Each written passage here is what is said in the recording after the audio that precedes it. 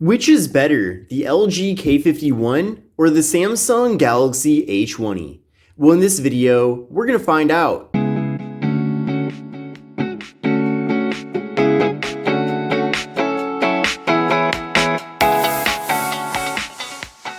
Hi everyone, this is Kevin here, and welcome to my comparison between the LG K51 and the Samsung Galaxy A20. These are both two very popular budget devices, with the LG K51 being very new to the market and the Samsung Galaxy A20 being out for almost a year now. Now, with the success of the A20 since it was launched, I figured it would be really interesting to put it up against one of the latest offerings from LG, which is the K51. Now, I do want to let you know that I have the brightness set at 100% on both devices to give you an idea of what the displays are capable of, so I want to make that clear. But the LG K51 is currently being offered at Boost Mobile for $89.99. I've heard the phone is going to be launched at Metro by T-Mobile very shortly as well, and I'm guessing it'll make its way over to even more carriers, and possibly even available factory unlock. And the Samsung Galaxy A20 kind of follows a similar path of availability in the sense that you can get it at a bunch of different carriers,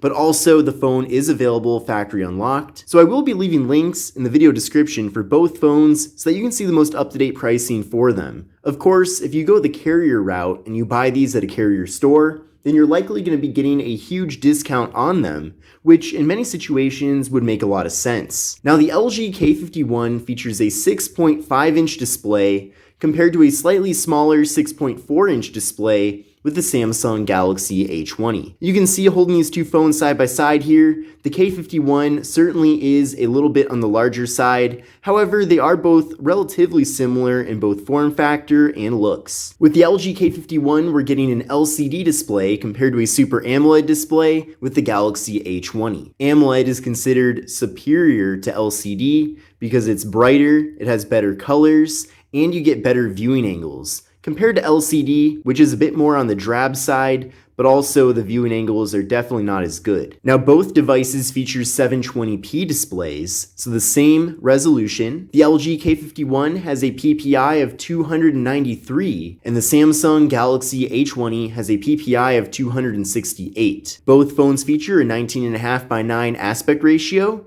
which is definitely interesting to see. So they both have a more narrow but tall form factor. Now, both devices feature kind of a similar layout here in the sense that they both have a water drop notch at the top, and then at the bottom, a little bit of a thicker bottom bezel. But the bezels in general with the K51 are certainly larger than the A20. And it's especially interesting how the A20 only has a slightly smaller display, but the phone definitely is a bit smaller. So that mostly has to do with the smaller bezels, that's for sure. Now, in these water drops, we have the front-facing cameras. So with the LG K51, we have a 13 megapixel front-facing camera, and the Galaxy A20 has an 8 megapixel front-facing camera. Definitely check out my dedicated review videos about both of these phones to see photo and video quality from them, but in general, expect to get kind of similar quality from both devices. Now, both phones feature 32 gigs of internal storage, and they both feature microSD card expansion. I will say that I feel like 32 gigs really isn't enough.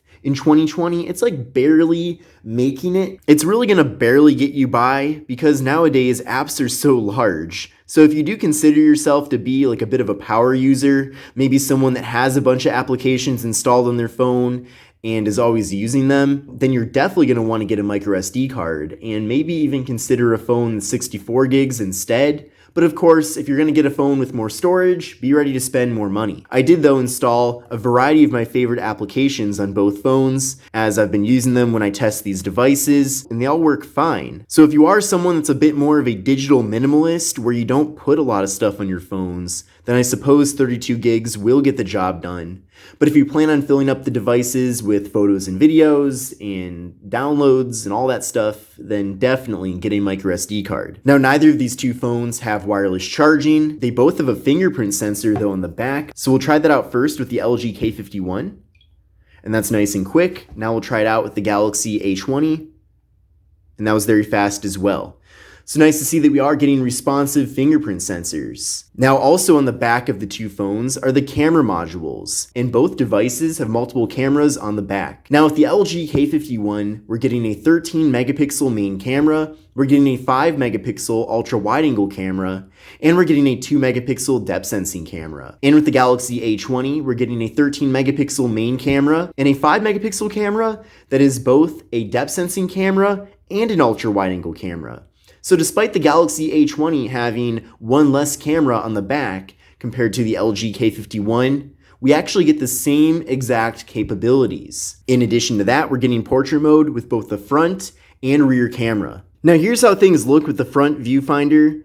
And one of the cool things about the Galaxy A20 is that we do have a button here to get an even wider frame. It's not much wider, but it is a bit better if you want to take group selfies. Now flipping over to the rear cameras with both phones, you can see that with the standard camera, they both pick up about the same amount of content in the frame. And then switching over to the ultra wide angle cameras, you can definitely see a lot more content here.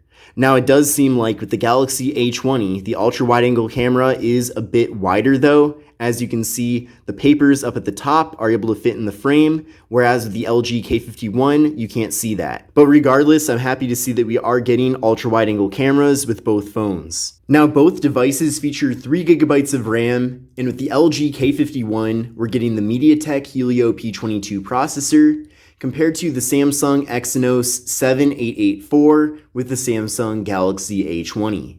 Now I did run a benchmark test with both phones, so you can see the scores from that. And with the LG K51, we're getting an overall score of 83255 and an overall score of 119222 with the Galaxy A20.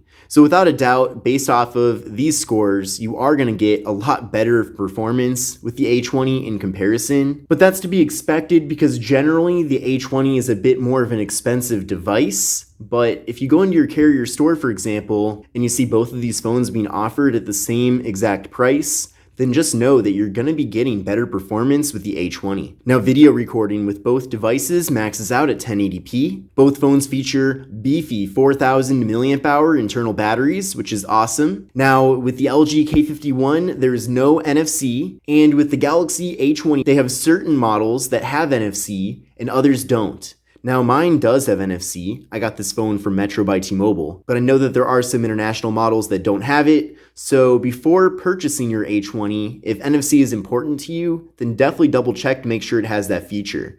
I know for certain people that is very important to have. Now both phones currently run Android 9 Pie. However, that's a bit of a disappointment from LG since the K51 just launched. So I don't know if, when, or ever the LG K51 will get updated to Android 10, but considering that we're now in May of 2020 and this phone launched pretty recently, then I don't see it getting an update anytime soon. So definitely be happy with the software that ships with the phone.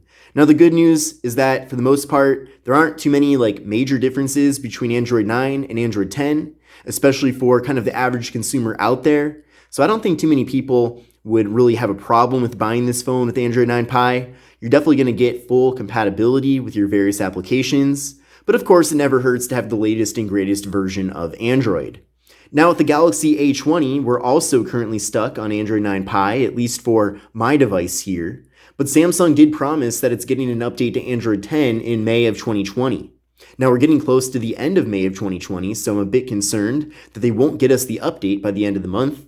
But it's definitely going to be coming soon, I know that. But at least Samsung has pledged that the device will be getting the Android 10 update. But with the LG K51, I have no idea. And if I had to bet on it, I would say that the phone will definitely have Android 9, most likely throughout the rest of this year, and probably will never get Android 10. So for some people, that's important. For other people, it is not an issue. Just know that for the majority of tasks that you'll be doing, you won't notice any difference. So it's not like Android 10 is a huge benefit, but maybe at least for the A20, it will be nice to have Samsung One UI 2.0 because that does bring over some extra new features. Now taking a closer look at the hardware here, I already talked a lot about the front panels on the two devices. We're getting kind of thicker bezels on the bottom and then water drop notches at the top. Now taking a look at the left side of the two phones, with the LG K51, we're getting the volume up and volume down. We're also getting a dedicated Google Assistant button, which for me personally, I don't see that to be useful at all. I never use that button, but I am, on the other hand, someone that uses my Google Home Mini all the time.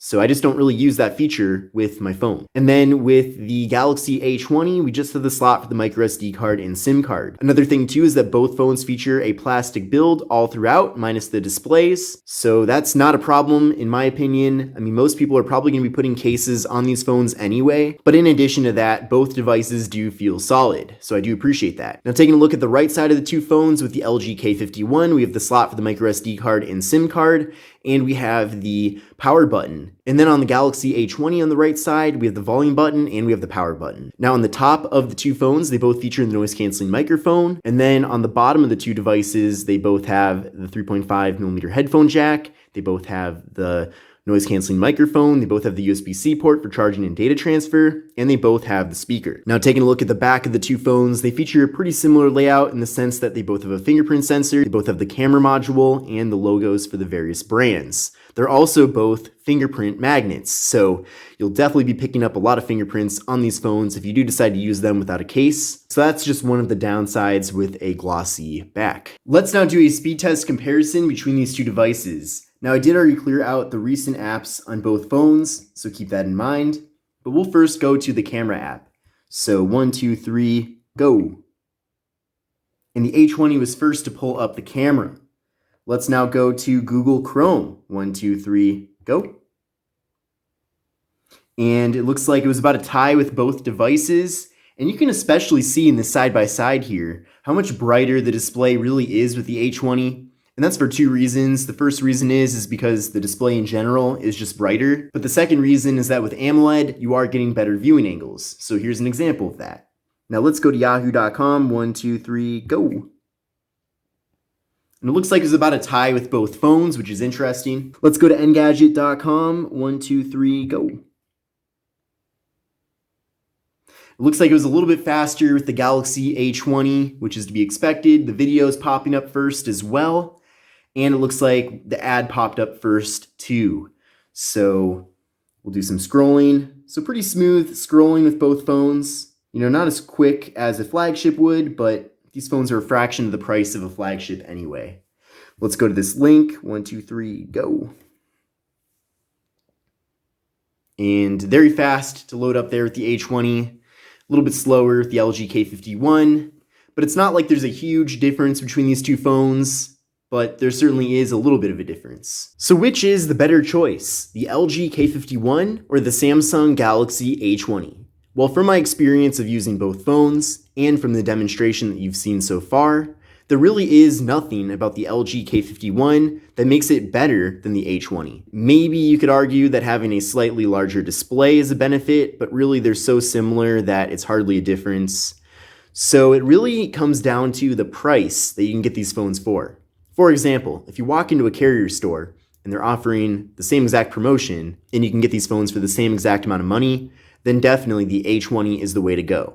But if you go into the store and maybe the A20 is $100 and the K51 is free, or for example, right now at Boost, you can get the K51 for $89.99, and that's with the new line, then definitely the K51 would be the better choice. So like I said, just take a look, see what the current offers are. The good news though is that there's not a huge difference between these two phones, but again, everything that the K51 can do, the A20 can do better. I would say that you can substitute them in many situations, so it's not like things are going to be terrible if you get the K51, but things will be slightly better with the A20. So I hope that cleared things up for you. I hope this video was helpful. Definitely let me know what you think about these two phones and whether or not you think the K51 is a good attempt here from LG to regain some market share in the budget phone market. Again, I don't want to pick on the K51. I think the K51 is still a decent phone in its own way. And like I said, if you can get the K51 for cheaper than the A20, then it makes sense to go this route.